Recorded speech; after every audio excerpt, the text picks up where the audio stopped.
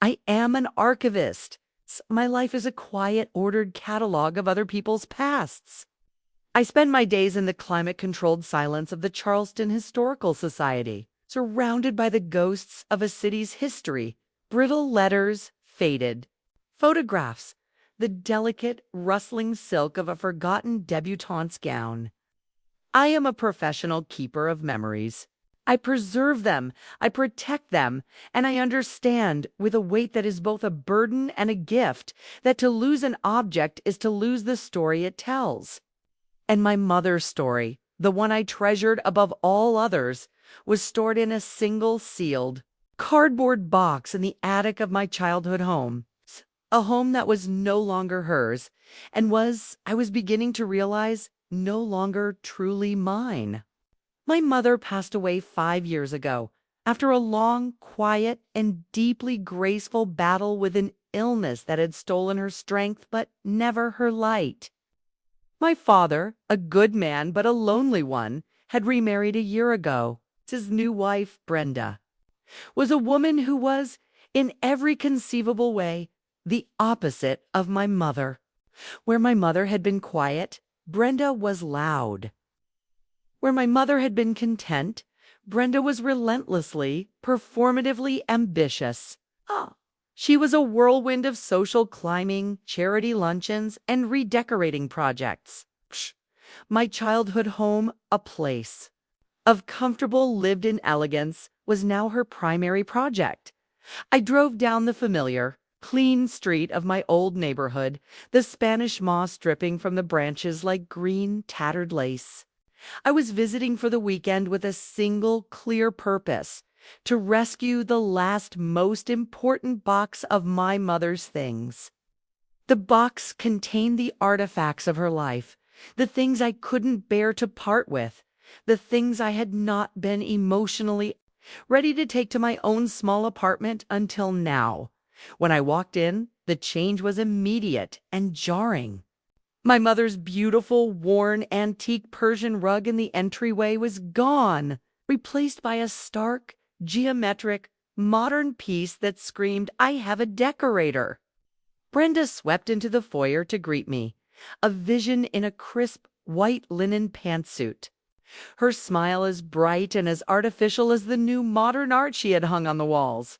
"Eleanor, darling," she chirped, air-kissing the space beside my cheek. "You're here. How was the drive?" "It was fine, Brenda," I said, my eyes scanning the room, trying to find a trace of the home I remembered. "We are so thrilled to have you," she continued, oblivious to my unease. "Your father is just on the phone with the caterer for the Garden Society brunch I'm hosting next month. It's going to be a madhouse." She was already steering me towards the living room, a space that was now a landscape of sharp angles and beige furniture. My father emerged from his study, his face breaking into a genuine warm smile when he saw me. "Hello, Bean," he said, wrapping me in a hug. It was the first time I had felt at home since I'd walked through the door. "Hi, Dad," I said, holding on for a moment longer than I should have. "So," I said after the initial pleasantries were over, trying to get to the purpose of my visit, "I was thinking while I'm here, I'd finally like to take that last box of Mom's things from the attic. It's the one with her dress and her journals.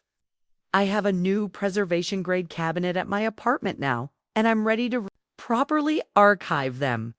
My father's expression softened, his eyes misting over with a familiar, sad nostalgia. "Oh, honey, of course," he said. "Her wedding dress. My God, she was beautiful in that dress, wasn't she?" "She was," I said, a lump forming in my throat. We were connected, in that moment, by a shared, sacred memory. The box contained more than just objects. It contained the very heart of our family's history. It held the beautiful hand-sewn lace dress my mother had worn to marry my father. It held the stack of leather-bound journals she had kept since she was a little girl, her entire life documented in her elegant, looping script. And it held the photographs, the countless, irreplaceable black and white pictures of her own childhood, my grandparents, of a past that existed nowhere else but in that box. Brenda, who had been listening to this exchange with a tight, polite smile, chose this moment to interject. "Oh, that's a wonderful idea, Eleanor," she said, her voice a bright, cheerful drill. "It will be so good to finally clear out all of that old clutter from the attic. We are just desperate for more storage space for the Christmas decorations. Old clutter." The words landed in the quiet, sacred space of my grief like a wrecking ball. She had just referred to my mother's wedding dress, her private journals, her entire recorded history as clutter. I stared at her, a hot, angry retort on the tip of my tongue. But I saw the look on my father's face, a familiar, pleading look of a man who just wanted to keep the peace, who was terrified of any conflict between his old life and his new one. So I swallowed my anger. I did what I always did. I was polite. "Well," I said, my voice a little too tight, "I'll be sure to get it out of your way first thing in the morning." "Wonderful." "Oh," she chirped, and then immediately pivoted. "Oh, who wants a glass of wine? I just got in a new rose from Provence that is simply to die for." That evening, I lay awake in my old bedroom. Brenda, in her relentless campaign of modernization, had at least had the decency to leave this room mostly untouched, though she had renamed it the guest suite, but it was still mine. I could still see the faint pencil-scratched lines on the doorframe that had marked my height through the years. The room felt different, though. Colder. I thought about the box in the attic, sitting in the dark, one floor above me. It was a piece of my mother's soul, a tangible manifestation of her life, her love, her memory. And I felt a sudden, urgent, and deeply primal need to protect it from the woman who now ruled this house. The woman who saw my mother's legacy as nothing more than old junk that was in the way of her Christmas decorations. The dread I felt was a low humming thing, a premonition I couldn't shake. I told myself I was being paranoid, that I was letting my own grief and my natural dislike for Brenda color my perception. She was superficial, yes. She was a social climber. But she wasn't a monster. She couldn't be cruel enough to deliberately harm the things that were most precious to me. It was an accident, I would later learn she had claimed. But as I lay there in the dark, in the house that was no longer my home, I knew, with a deep and chilling certainty, that some accidents are anything but. The attic, I decided, could not wait until morning. My mother's story was up there in the dark, and I was going to rescue it tonight. Sleep would not come. I lay in the strange, semi-familiar darkness of my old bedroom, the room Brenda now called the guest suite, and I was haunted.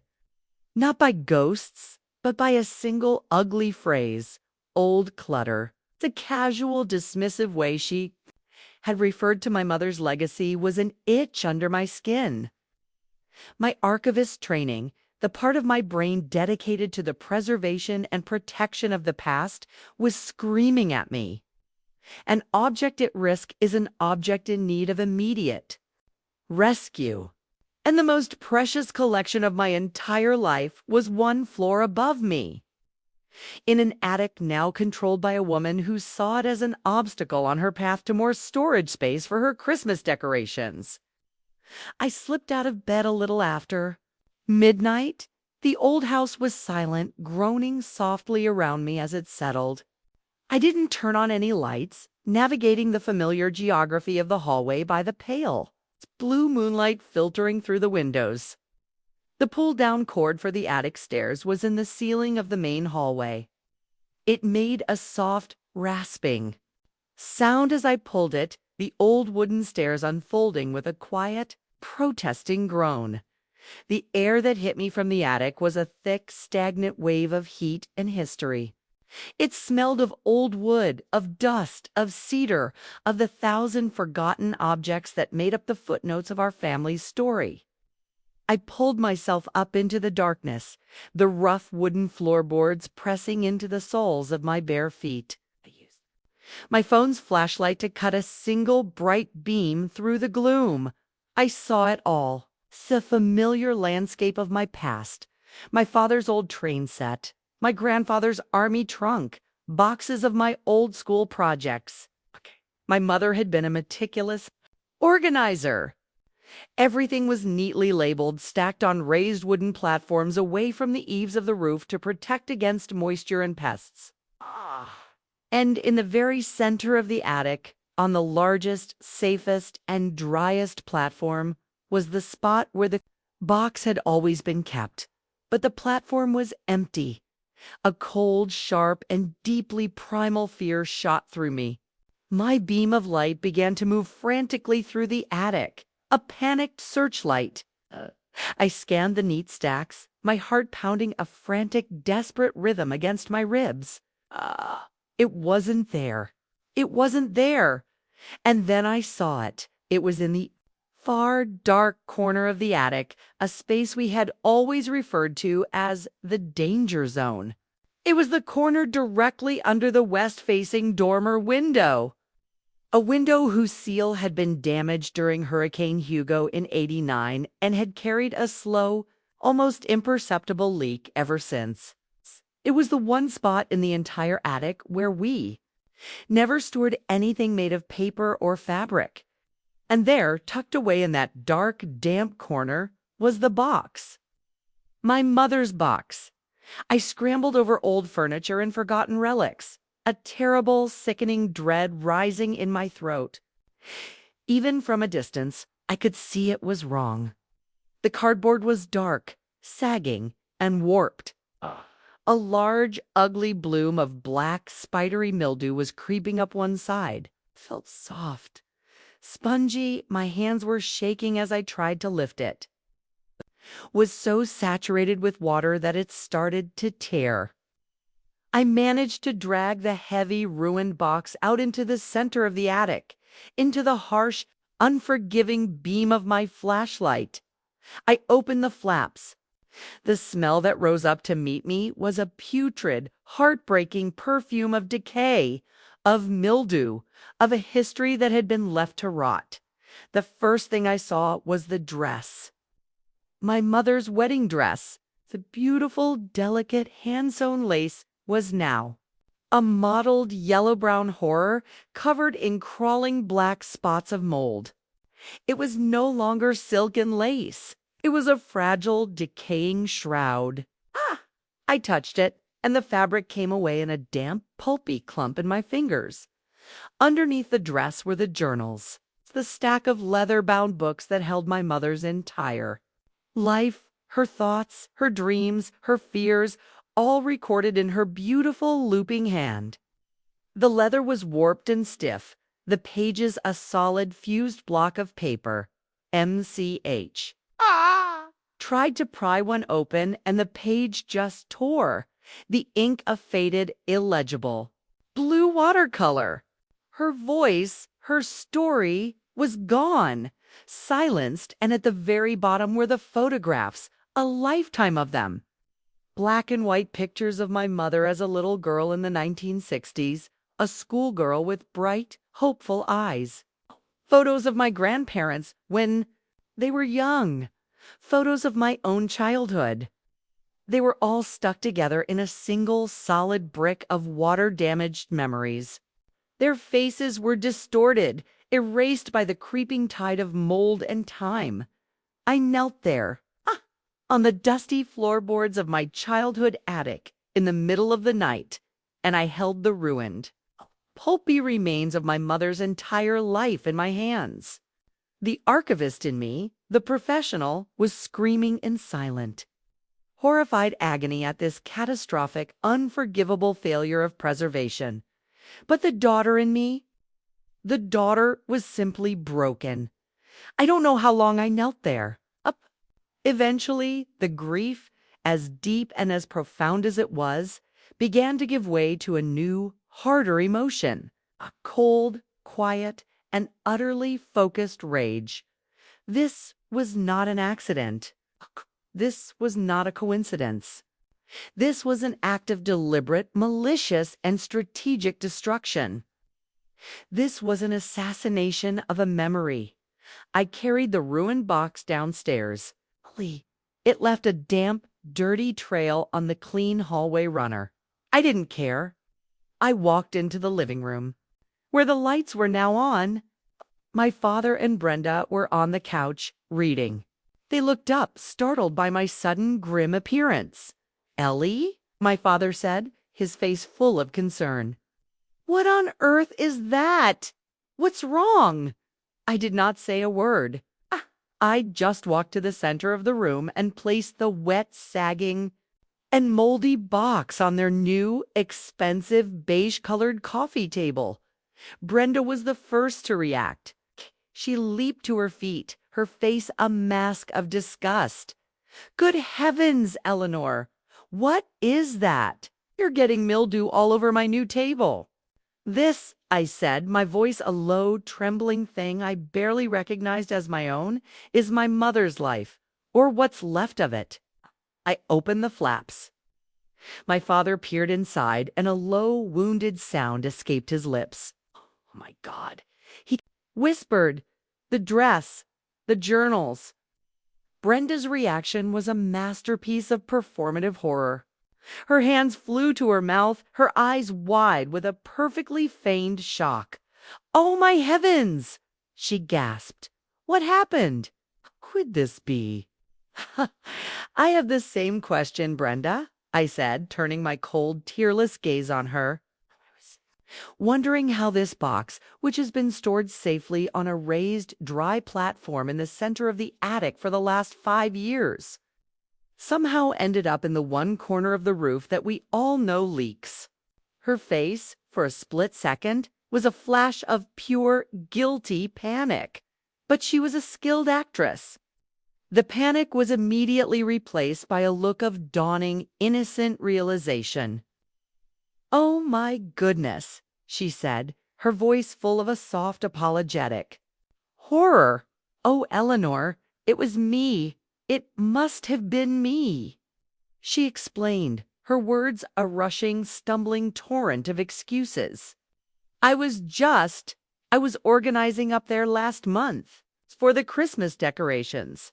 That big, empty platform was the perfect place to store the new light displays I bought. And that box was just so heavy and it was in the way. So I just slid it over to the corner. Had no idea that spot leaked. I swear to you. Oh, you have to believe me. It was an accident. It was a brilliant performance. It was a performance. And she and I both knew it. An accident? I asked, my voice dangerously quiet. It's interesting, because I remember quite clearly my mother and I having a very specific conversation with my father about that leak after Hurricane Hugo when I was a little girl. We moved everything away from that corner. Everyone in this family has known about that leak for 30 years.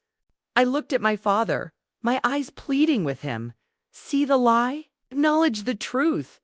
Defend her. Defend me. My father looked at me, his face a mask of pure agony. He looked at the ruined box, and then he looked at his new wife, at her tearful, pleading, and entirely fraudulent face. And he made a choice. He chose the peace of his present over the memory of his past. Kay chose his new wife over his only daughter. "Ellie," he said, his voice a low, placating mumble. He wouldn't meet. My eyes. Brenda said she didn't know. These things happen. Old houses, they have leaks. It was a terrible, terrible accident. He finally looked at me, his eyes full of a weak, desperate plea. "Please, honey, for me, just let it go, let it go." The two most dismissive, most invalidating words in the English language. He wanted me to let go of my mother's memory.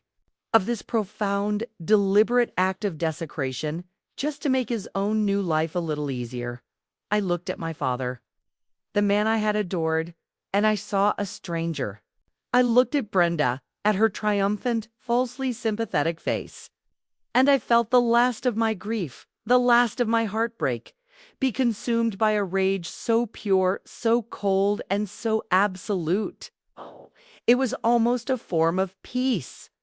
I was utterly, completely alone in this, and I knew in that moment that I would not be letting it go. I would be returning the favor. Brenda had taught me a valuable lesson tonight. Accidents happen, and I was going to make sure that a really, truly terrible one was about to happen to her. I did not sleep that night. I sat on the edge of the bed in the guest suite, the ruined box of my mother's life on the floor in front of me. I felt the grief in my heart perform a strange and terrible alchemy. The soft, aching sadness began to cool, to harden, to sharpen, until it was no longer a feeling of loss, but a weapon. It was a cold, clear, and exquisitely sharp shard of pure, unadulterated rage. My father's words, "It was an accident. Let it go," echoed in my head, not as a plea for peace, but as a challenge. He and his new wife had declared my mother's memory, my history, irrelevant. They had closed a door on the past. I, the archivist, the professional keeper of the past, was now going to make it my life's singular mission to prove to them that the past is never, ever truly gone. It just waits for an opportunity to be rediscovered. I did not scream. I did not cry. I did not engage in the messy, emotional, and ultimately pointless battle they were expecting. The next morning, I was a model of calm, detached politeness. I came downstairs for breakfast and was greeted by a tense, fragile silence. My father was hiding behind his newspaper. Brenda was bustling around the kitchen, her movements a little too quick, her cheerfulness a little too bright. She was performing the role of a woman who had been unfairly accused, but had magnanimously decided to forgive her hysterical stepdaughter. "Good morning, Eleanor," she chirped, not quite meeting my eyes. "Did you sleep well? I've made blueberry scones." "I slept fine, thank you," I said, my voice a cool, even monotone. "They smelled delicious." I sat at the table and made small talk with my father about the weather. I was an anthropologist, a visiting scholar studying the strange, passive-aggressive customs of a foreign tribe. I watched them. I listened. My grief had given me a new, terrible clarity. I was no longer a daughter in this house. I was a strategist. And my first task was to perform a thorough analysis of my enemy to identify her most vulnerable target. Brenda, I knew, would never understand the value of what she had destroyed. To her, a 30-year-old wedding dress was just an old dress. To try and explain the sentimental, historical, and emotional value of my mother's heirlooms would be like trying to explain the color blue to a person who was born blind. Her value system was not built on memory or history. It was built on two things: money and the social status that money could buy. She was a woman who was deeply, almost pathologically, insecure about her place in the old money world of Charleston. Society. She was the second wife, the newcomer, and she was desperate to prove that she belonged. Her entire life was a curated performance of sophistication and good taste.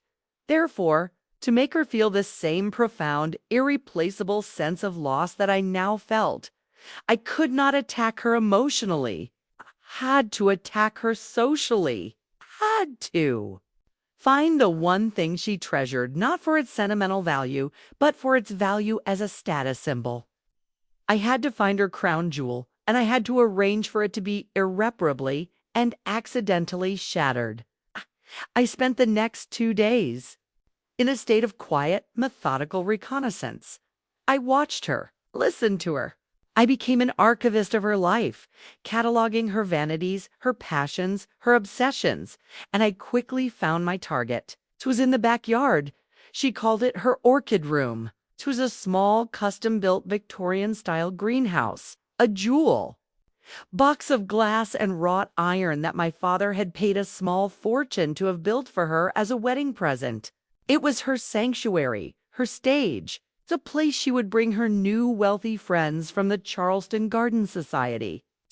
Her voice dropping to a low, reverent hush as she showed off her collection of rare, exotic, and ridiculously expensive orchids. The orchids were her passion, yes, but they were also her weapon. A way to prove her worth, her sophistication, her refined taste. They were a living, blooming testament to her new elevated status. And in the center of the greenhouse, on its own special pedestal, was her masterpiece, her pride and joy, a rare Paphiopedilum rothschildionum, the gold of Kinnabaloo slipper orchid. It was a stunning, alien-looking flower with long, elegant striped petals that looked like the wings of some exotic insect. It was notoriously difficult to cultivate. And Brenda's was a perfect prize-winning specimen. I knew from the constant, breathless talk of it at the dinner table that the annual Charleston Garden Society Orchid Show was in 2 weeks. It was the most prestigious, most competitive, and most viciously judged horticultural event in the city. And Brenda was not just entering her prized orchid. She was the odds-on favorite to win Best in Show, a victory she had declared to my father over dinner that would finally, definitively cement her place at the very top of Charleston's social food chain. And there it was. My target. It was not just an orchid. It was her ambition, her social standing, and her fragile, desperate ego. All rolled into one beautiful, delicate, and deeply vulnerable flower. To destroy it would be to destroy her. I left their house on Sunday evening, my own performance, as the sad but forgiving daughter complete. "I know you didn't mean it, Brenda," I had said, giving her a cool, dry kiss on the cheek. "It was just a terrible accident." The look of smug, relieved victory on her face was a thing of beauty.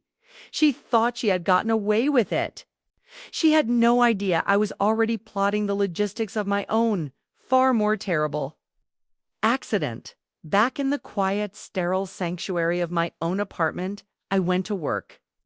My revenge would be an archivist's revenge. It would be silent. It would be meticulous. It would be rooted in careful research. It would be utterly, completely untraceable. I did not research poisons or bludgeons. One researched botany, entomology, and climate control systems. I spent my nights in a deep, dark, and wonderfully informative rabbit hole on the internet. I learned everything there was to know about the Paphiopedilum rothschildionum. I learned about its extreme sensitivity to changes in temperature and humidity. I learned about its natural predators, and that is how I found my murder weapon. It was not a chemical. It was a creature, the Tetronychus urticae, spotted spider mite.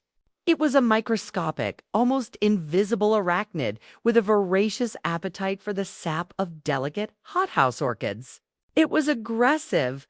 It reproduced with terrifying speed in warm, humid conditions and a severe infestation, which could appear almost overnight, would leave a plant a dry, desiccated, web-covered husk. I found a specialty biological supply company based in California that sold them online for the stated purpose of scientific study. I ordered a single, small, and discreetly packaged vial containing several hundred live specimens. I paid with a prepaid anonymous gift card. The package was scheduled to arrive in 3 days. The second part of my plan required a different kind of research. I needed to understand the greenhouse's climate control system. Brenda, in one of her many moments of boastful pride, had mentioned the brand name. I found the company's website. I found the owner's manual for her specific top-of-line model, and I found its weakness. The entire complex and very expensive system was, for some reason, wired to the same single circuit breaker as the outlets for the garden's water features. A circuit breaker located in the old, rarely visited utility box on the outside of the main house. My plan was complete. It was a simple, elegant, two-pronged attack. A biological agent and a mechanical failure. A quiet, insidious invasion, and a sudden catastrophic system crash. It would be a perfect, inexplicable, and deeply tragic accident. I sat in my quiet apartment, the vial of my tiny, this eight-legged assassin's on its way to me via FedEx, and I looked at the one water-damaged, and partially faded photograph of my mother that I had managed to salvage from the wreckage in the attic. Her smile was a ghost, a faint, blurry echo of the light she had possessed. Brenda had tried to erase her. She had tried to turn her into old clutter, into a forgotten story. But I, the archivist, the keeper of her memory, was about to write a new, final chapter. A chapter of quiet, cold, and beautifully, botanically, just revenge. An archivist knows that the most effective, most devastating, and most permanent acts of destruction are rarely loud. A fire is dramatic, but its damage is often superficial. A flood is catastrophic, but some things can be salvaged from the water. True, irreversible destruction is a quiet, patient, and methodical process. It is the slow, silent work of mold. It is the patient, persistent hunger of an insect. It is the gradual, inexorable decay that happens when a carefully controlled environment is allowed to fail. Brenda had used the slow, quiet, and patient weapon of water and mold against my mother's memory. My revenge, I had decided, would be a mirror of her own. It would be silent, it would be patient, and it would be a masterpiece of controlled biological decay. The week leading up to the Charleston Garden Society's annual show was, for Brenda, a week of frantic, triumphant preparation. My father, in our strained phone calls, would give me breathless updates I did not ask for. Brenda was in the greenhouse from dawn until dusk, tending to her precious orchids. She was polishing leaves. She was measuring humidity levels, was talking to them, apparently coaxing them towards their moment of peak, prize-winning perfection. Her entire social world, her entire sense of self, was focused on this single, beautiful, and ridiculously fragile flower that she was going to present for judgment. My opportunity, the window for my own quiet work, was the pre-show gala. It was the Friday night before the show, a black tie affair held at a historic downtown hotel. Attendance was mandatory for all serious contenders.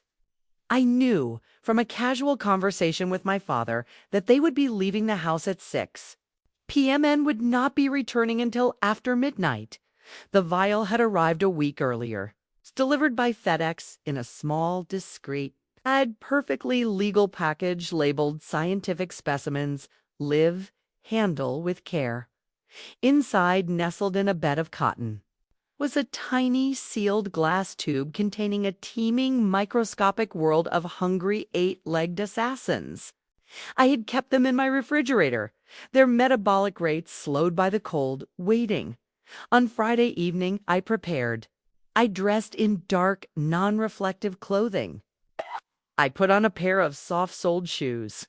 I placed the vial of spider mites, now warmed, to room temperature and teeming with life, into a small, padded case. I was not a daughter seeking emotional retribution. I was an archivist, a conservator, about to perform a delicate and deeply necessary act of pest management. I drove to my old neighborhood a little after 9 o'clock. Streets were quiet. the large, stately homes glowing with a soft, warm light. I parked my car 3 blocks away and walked the rest of the way, keeping to the shadows of the massive ancient oak trees that lined the street. The air was thick with the sweet, heavy scent of jasmine and the low, droning hum of cicadas. It was a perfect, peaceful southern night. My childhood home was dark, save for a single, low-wattage security light over the garage. They were gone.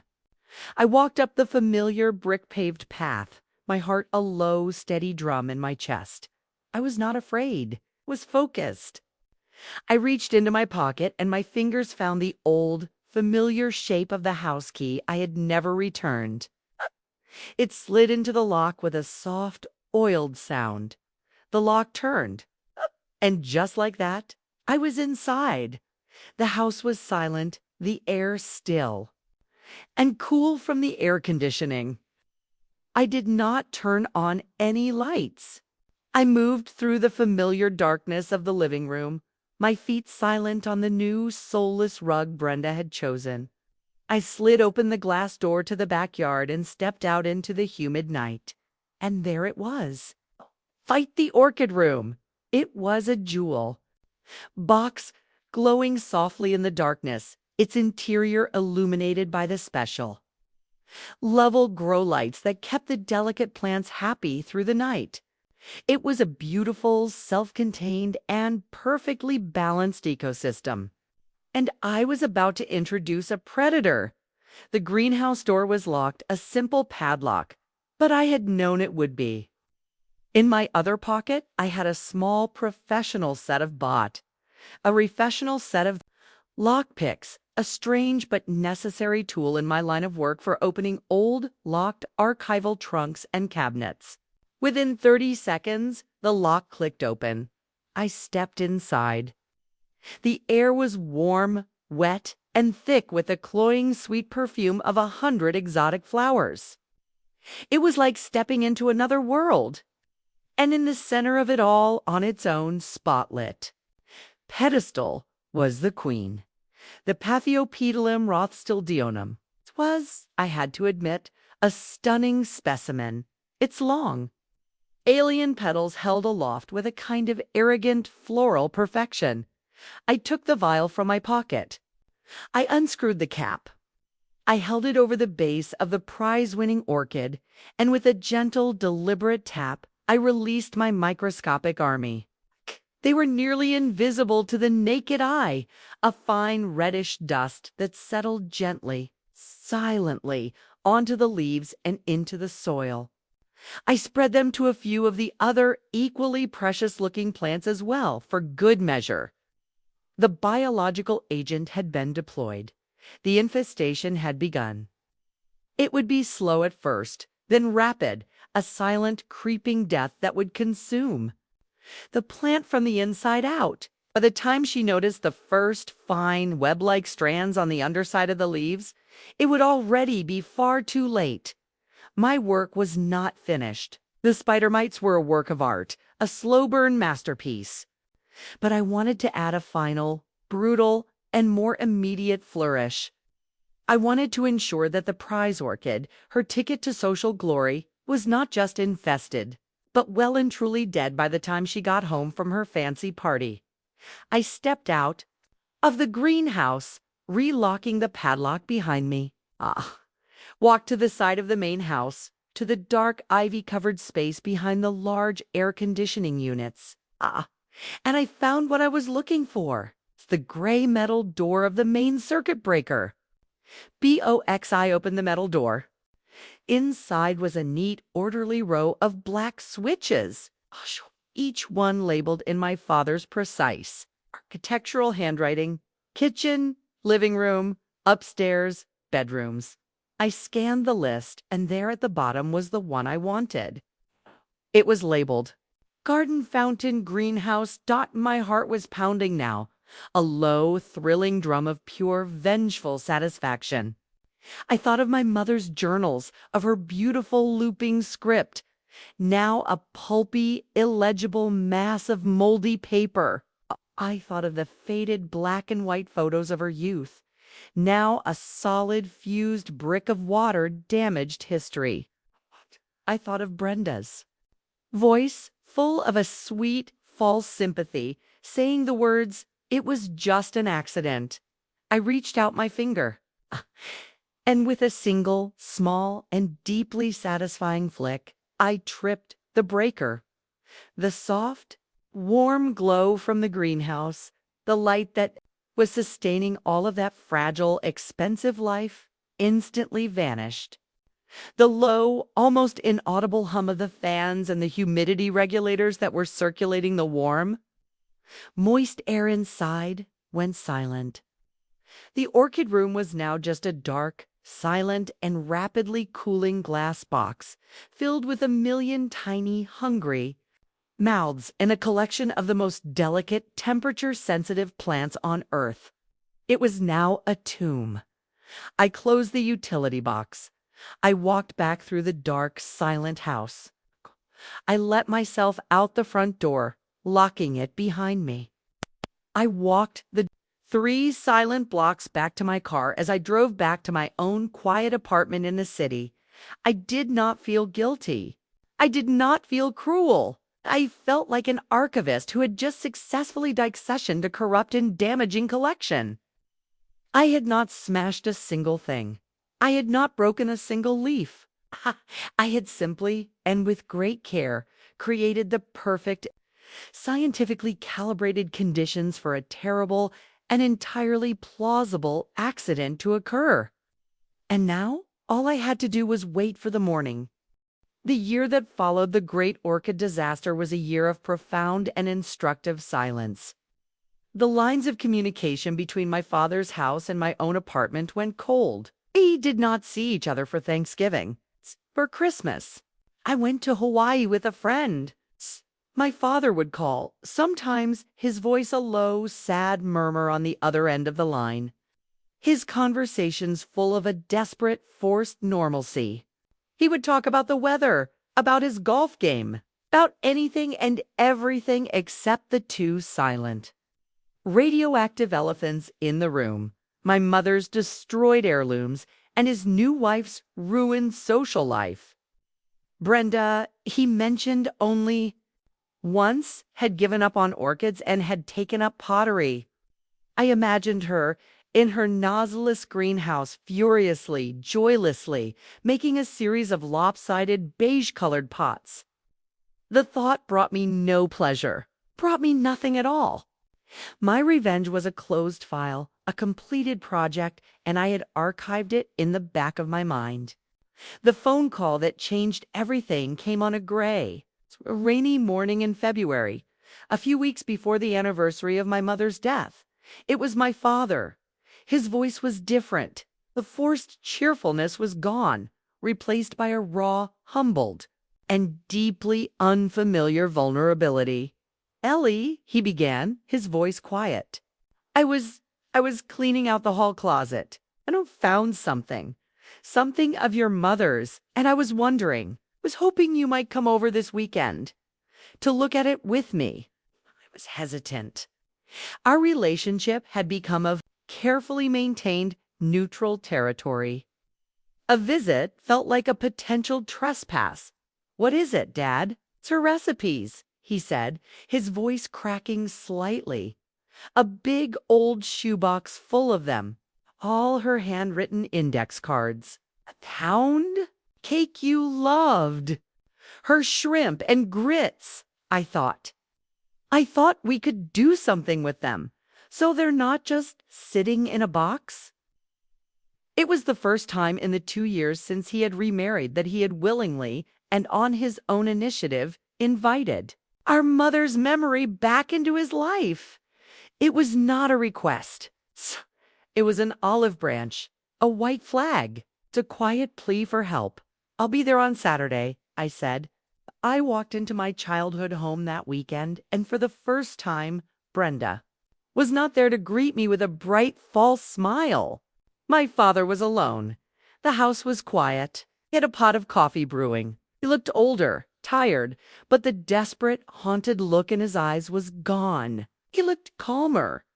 On the kitchen table, the one my mother had spent a lifetime gathering us around, was the box. 'Twas a simple, worn-out cardboard shoebox, but to me, an archivist, it was a priceless artifact.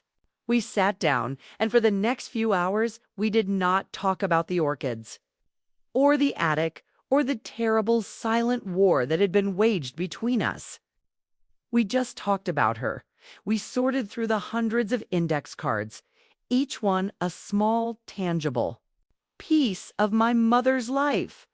Her familiar, elegant script, the small, greasy fingerprints on her recipe for fried chicken, the little notes she had made in the margins. Little more nutmeg next time. On the card for her sweet potato pie. It was a different kind of journal. A history of our family told through the language of food and love. You know, my father said, a small, sad smile on his face as he held up a faded, spattered card. Oh, she tried to make this beef brisket. For our first dinner party as a married couple, it was a complete disaster. Tough as shoe leather. We ended up ordering pizza. We laughed. It's a real, genuine laugh. It felt like the first thaw after a long, hard winter. It was in that moment of shared, easy memory that he finally broke. He put down the recipe card and his face crumpled. "I am so sorry, Ellie," he whispered, his voice thick with a shame he had carried for over a year. "I am so sorry for everything." He told me everything. He told me that my cold, quiet, and devastatingly effective revenge had been a strange and terrible gift. Brenda's public humiliation at the orchid show had shattered her arrogant facade. Their marriage, he confessed, had been a tense and unhappy performance, an endless, exhausting effort to keep up with the social climbers of Charleston. My accident had, in a way, liberated him from it. Brenda was a different woman now, quieter, more withdrawn. The fight had gone out of her. "I was a coward," he said, looking me in the eye, his own full of tears. I saw what she was. I saw how she was treating you, how she was trying to erase your mother from this house. And I was so afraid of being alone again that I let her. I let her hurt you. And I let her dishonor your mother's memory. And I will never, ever forgive myself for that. I reached across the table and took his hand. I did not say, "I forgive you." The words were too simple, too easy for a wound so deep. But I squeezed his hand. And in that moment, we were not a father and a daughter who had been broken apart by a betrayal. We were just two people bound together by a shared love for a woman we had both lost. We were finally starting to find our way back to each other. Our project took us the better part of a year. Every other weekend, I would drive to the house and we would work. He cooked every single one of her recipes. He took beautiful, high-resolution photographs of the food. I used my archivist skills to scan each recipe card, preserving her handwriting in a digital format. And we wrote down the stories, the memories that each dish evoked. We compiled it all into a small, simple, and beautiful book. We had it professionally printed. It was called simply Eleanor's Kitchen. Last month, we had a small party to celebrate its completion. It was not a grand society affair. It was just a quiet gathering in my father's house with a few close family friends and relatives. Brenda was there. She was quiet, subdued. She helped my father serve the food, the very food my mother had made famous in our family. She was polite to me, and in her eyes I saw not hatred, but a kind of weary, resigned truce. The war was over, and we had all in our own strange ways survived it. My Uncle Steve came and he gave me the longest, warmest hug. "Your mother would be so proud of this. Maya," he'd said, his voice thick with emotion as he held the book. "And of you. I am sitting in my own apartment now." A copy of our book sits on my coffee table. It is, I think, the most important piece of archival work I have ever done. My revenge on Brenda was a cold and calculated act of destruction, born of a deep and righteous anger. But it had an unexpected and strangely beautiful consequence. It had forced my father and me to confront the ghosts of our past. It had forced us to find a new way to preserve my mother's memory, not in a dusty, forgotten box in an attic, but here, in the pages of a book, in the taste of her food, in the stories we now tell. The rage is gone. The pain has faded. And what is left is something quieter, stronger, and infinitely more precious. The sterile beige world Brenda had tried to build has been replaced by the warm, vibrant, and delicious world of my mother's kitchen. And I know now that the best way to preserve a memory is not to lock it away in a box. It is to share it. And that is a victory that tastes sweeter than any revenge I could have ever imagined. I woke up on Saturday morning to the sound of birds chirping outside my apartment window in downtown Charleston. The sun was streaming in, promising a beautiful, clear day. The day of the Garden Society Orchid Show. I made myself a cup of coffee and sat on my small balcony, a picture of domestic calm. I knew that 100 miles away, in the quiet, manicured world of my father's home, a storm of pure, unadulterated chaos was just beginning to break. I had set the timer on the bomb. Now, all I had to do was wait for the sound of the explosion. I did not have to wait long. My phone rang a little after 9 o'clock. It was my father. His voice was a frantic, panicked torrent. "Ellie." "My God, Ellie, it's a disaster. The most terrible, terrible thing has happened." I injected a note of sleepy concern into my voice. "Dad, what is it? What's wrong? You sound awful. It's the orchids," he cried, his voice cracking with a second-hand despair. "Brenda's orchids. They're all dead. We went out to the greenhouse this morning, and it's a complete and utter nightmare." I let a moment of silence hang on the line, a perfect, dramatic pause. "Dead?" I asked, my voice a symphony of feigned disbelief. "What are you talking about? They were perfect when I was there." "I know, but something happened last night." "Oh, the power to the greenhouse must have gone out." Oh. The climate control system was off, the whole place was cold and damp, and the plants, oh God, Ellie, they're all wilted. Our prize winner, the one for the show, it's a sad, droopy mess. And there are these webs all over them. It's like some kind of plague. It must have happened overnight. Yes, I thought with a deep, cold, and profoundly satisfying sense of professional pride. "My God, Dad, that's horrible," I said. "My performance flawless. A power surge, maybe. Did you check the breaker?" "Yes, it was tripped. I just flipped it back on, but it's too late. She's inconsolable. She had to call the Garden Society and withdraw from the show.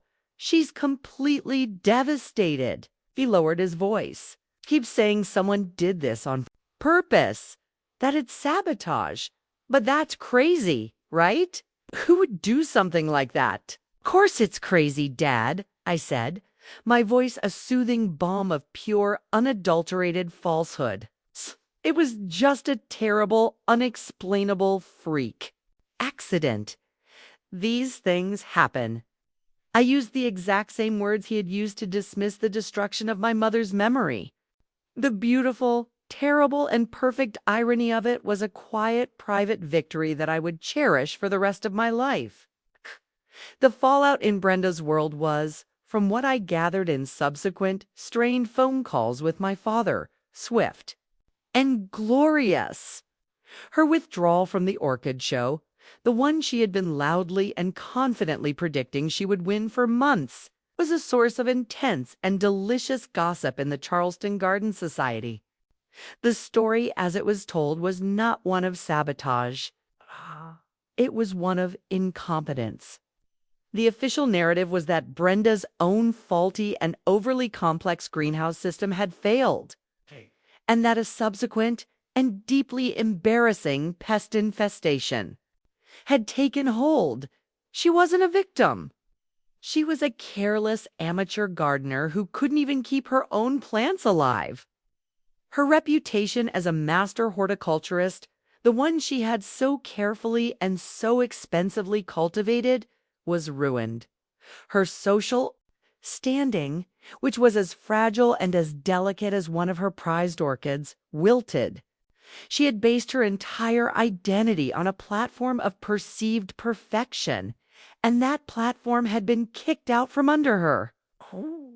The other, equally vicious, society wives now looked at her with a kind of pitying condescension. Oh, she was no longer a rival to be feared, but a cautionary tale to be whispered about over tea. And the best part? The most exquisitely beautiful part of my entire silent revenge was that she could never prove a thing. There was no broken window. There was no sign of forced entry. The spider mites were a common, if aggressive, local species. And the circuit breaker. They just trip sometimes. It was, as I had so carefully designed it to be, a perfect, inexplicable, and deeply, deeply tragic accident.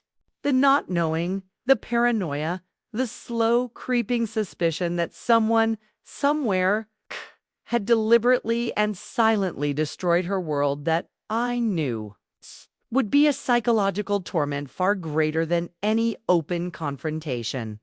She would spend the rest of her life wondering. It is a month later now. I am in my own apartment at my archivist's work table, a place of quiet, careful, and loving preservation. In front of me, under the warm, bright light of my task lamp, is the one single photograph of my mother I was able to salvage from the wreckage. It is a picture of her on her own wedding day, her face a beautiful, youthful picture of pure, unadulterated joy. The edges of the photograph are warped and water-stained, and there is a faint, ghostly bloom of mildew in the corner that I have not been able to completely remove. I am working with a delicate set of tools, a soft brush, a special archival grade, cleaning solution to gently, painstakingly restore what I can. It is a slow, methodical, and deeply loving process. I am saving her story. I am preserving her memory from the damp, creeping decay of Brenda's careless hatred. My revenge was not about the orchids. It was never about the orchids. It was about this moment, this photograph. Brenda, in her arrogant, insecure cruelty, had tried to erase my mother. She had tried to turn her beautiful, vibrant life into a pile of old, forgotten clutter. But she had failed, 'cause I, the keeper of the memories, was still here. I looked down at the photograph, at my mother's smiling face. A ghost from a past that was still, and would always be, a part of me. The scales were balanced, the archives were settled. My mother's story, though it was now scarred and incomplete, would survive. And Brenda's story, the one about her being a prize-winning blue ribbon queen of Charleston society. One, I knew, had been permanently, and with a deep, satisfying, an entirely accidental sense of justice, weeded out for good.